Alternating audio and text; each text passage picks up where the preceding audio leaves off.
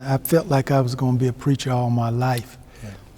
But when the Lord started really stirring up within me that I was supposed to be a preacher and become a pastor, I couldn't do it because the preachers that I grew up under, they would stand up and they would talk slow.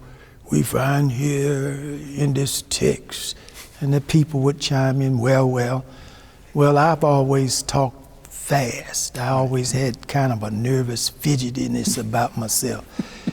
But when I went to college, the Lord again was just stirring up within me that it's time. Where'd you go to college? Wiley College in Marshall, Texas. Wow, you did. Absolute home of the great debaters. Yes. I preached at Wiley College, so that's why I know it. But go ahead.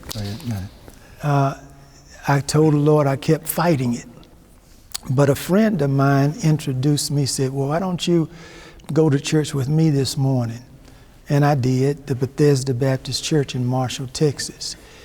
And the preacher, when he stood up, he dropped his head and he started reading the sermon. But it wasn't just idle chatter, it was spiritual talking. And it was logical, it made sense, and it touched your heart. And when he raised his head and his hand at the end of the sermon, everything came up with him.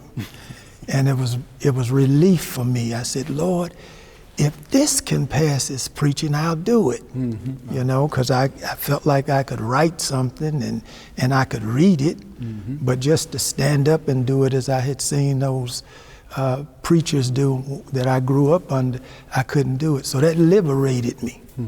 So I accepted the call. I said, yes, Lord. And then that Christmas, I had called my mom and dad and told them, you know, I've been called to preach. And my dad in his stern way, do you know what you're doing? So I said, yeah, I think so.